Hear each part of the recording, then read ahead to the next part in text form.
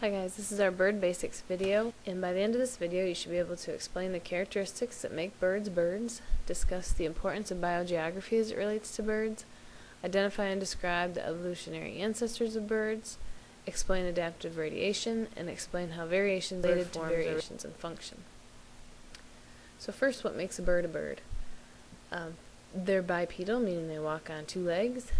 Their integument has feathers, so they don't have fur or scales. They have feathers that are soft, filamentous, flexible, and lightweight to help them fly.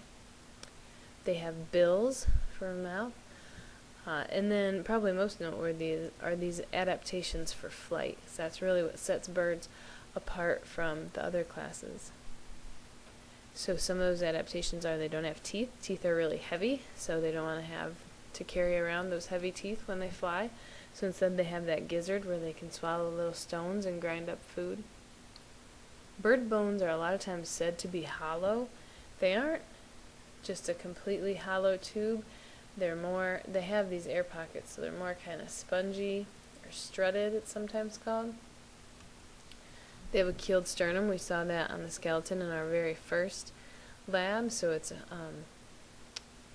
big flat plate kind of that sticks out from their sternum where a muscle can attach. The furcula is the wishbone, and it is kind of spring-loaded to help beat the wings. And then the hand bones at the end of the wing are fused to help maneuver the wings.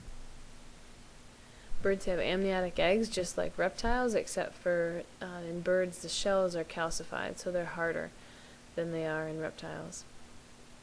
Birds are endothermic, meaning that they generate their own body heat, and homeothermic, meaning that their body temperature doesn't vary all that much. Birds can have very high metabolism. They have a 4-chamber heart, and they also have lungs plus air sacs. So lots of ways to absorb oxygen so that they can keep up with that high metabolism. Birds are present on all the continents in the world, and the greatest species richness is found in the tropics of South America. Many birds live at least parts of their lives on different continents. So birds migrate, right? And so this map here shows you different migration routes, and some birds might travel from the very northern tips of North America to the very southern tips of South America. Might travel from Siberia all the way to the southern tip of India or the southern tip of Africa.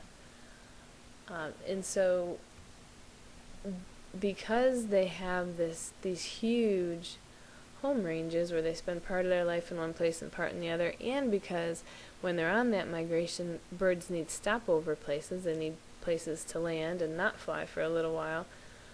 There's really big implications for monitoring and management in that case, because it's not just you need to manage the habitat that they're living on right now, but you need to think about the whole year, the whole course of their life, where they might be and what habitat needs they might have. So theropods are a group of dinosaurs that shared a lot of characteristics with birds and are thought to be the early ancestors of birds. Theropods were bipedal. They had the hollow bones or bones with air sacs. They had a wishbone, and they had a 3-toed foot. Archaeopteryx, you've probably heard that name before, is a genus for what many scientists think is an intermediate between reptiles and birds. So Archaeopteryx was believed to be on Earth about 150 million years ago. It was about the size of a crow. It was bipedal. It did have small teeth, but it also had feathers on its wings and tail, and it took just very short flights. It had enlarged visual and hearing centers in the brain.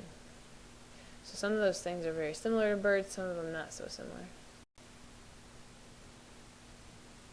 So adaptive radiation is when rapid diversification of a lineage happens. So what happens is you have different species that adapt to different ecologies or different behaviors, different things that are happening in their environment.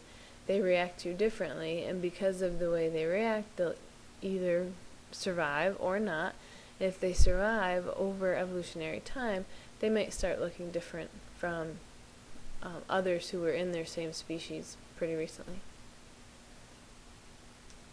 For birds, we have about 30 different orders of birds, 193 families, 2,099 genera of bird.